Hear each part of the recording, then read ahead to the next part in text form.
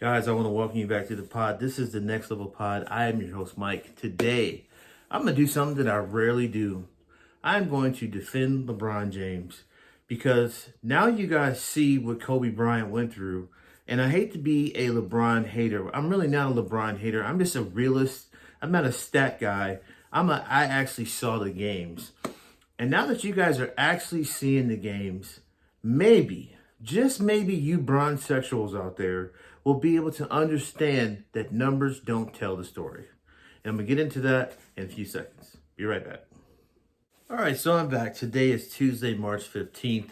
Welcome back to the NLP, the Next Level Pod. Today we are talking about the NBA and LeBron James because I've been listening to a lot of BS.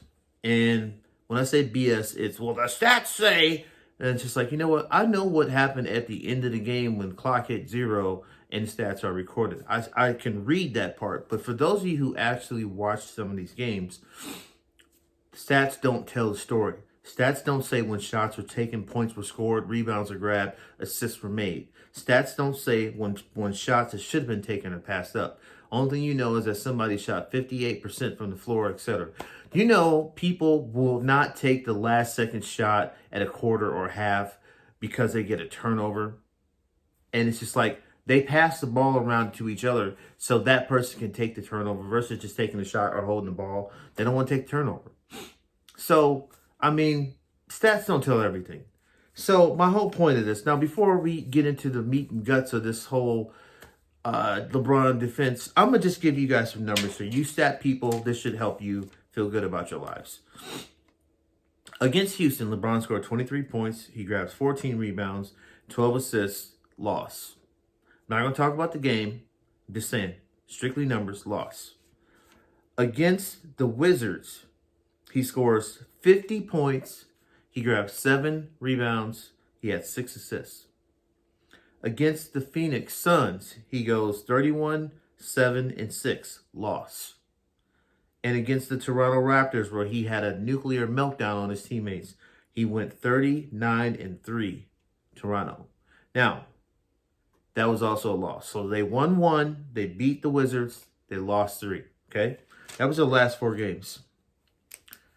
If you guys can't understand that this dude has really nobody to pass the ball to.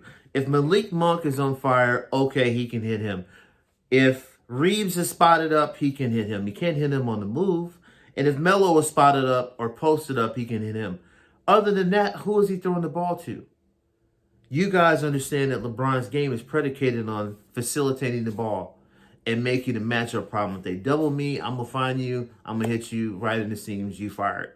That's why he has his padded That's why he has a padded team, because he's a natural facilitator. If he ever just turned that switch and thought score first, pass second, good God, who could guard the guy? But it's too late now. Okay, so if you guys watching these games can't see that this is the same shit Kobe went through in 2005, 2006, 2007, 2008, you're idiots. If you can't see that, okay, Kobe's numbers went down. He had the most field goals taken those years. Yeah, I think he won a couple scoring titles, but he had the most field goals taken. Percentages was horrible. And you guys say, oh, LeBron's a better three-point shooter than Kobe Bryant ever was. And it's just like, this is what I'm talking about. When you are the only one capable, let me put it to you this way. When you have to score 40 plus for your team to have a chance, you could potentially lose a 50-point game. What am I passing for? And I think this is what LeBron is going through. You know, it's just like, he's looking to Russ like, I really don't want to pass you the ball. You wide the fuck open for a reason. I think he has trust in Reeves. Like I said, I think he trusts Monk. And Melo has hit some big shots for him. But he's not passing the ball to THT to hit a game-winning 3. Maybe going to the basket, not to hit a game-winning 3. He's not passing the ball to Stanley Johnson.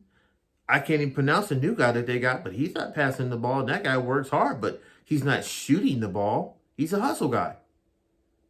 So this is a good example for you bronze sexuals out here.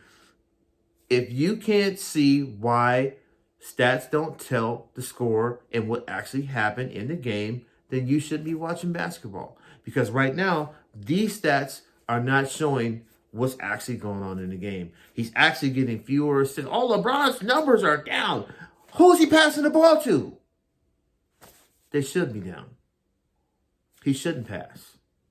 His rebounds actually are pretty good, but I would expect them to be down unless he's missing bunnies and getting his own rebound and putting them back in. But I would expect him to be going straight to the basket.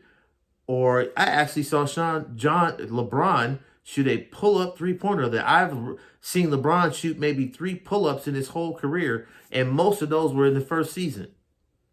So why should he be passing the ball? Why should his percentages be high unless he's just on fire? You know what? I expect him to shoot around 40% from the field because he's taking 25 shots a night. Because if he doesn't, they don't have a chance of winning. You guys really need to take a minute and understand that this is what Colby went through when Shaq left for a good 5 years. Then they got Powell. They won 2 titles.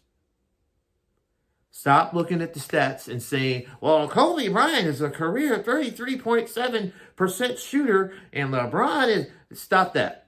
Because it's not telling the context of what actually happened. When you got guys hanging off of you, or you're the only one that can hit it, you playing against 2 players, there's no one-on-one for you. None of that. This is what you're seeing LeBron go through right now. I feel sorry for the dude. The way he melted down the other day, I don't want to call it a meltdown, but the way he blew up at his teammates, I felt that. That's just some serious frustration. When he asked to come out of the game, that's some serious frustration right there. And I felt that. So I'm going to defend that man right now because at 37, when stuff hurts, he's out there playing his butt off. I call him a cyborg. His body's an unnatural body.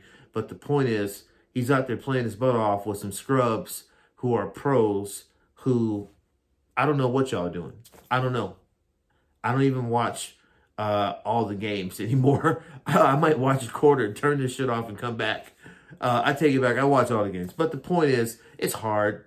It's hard.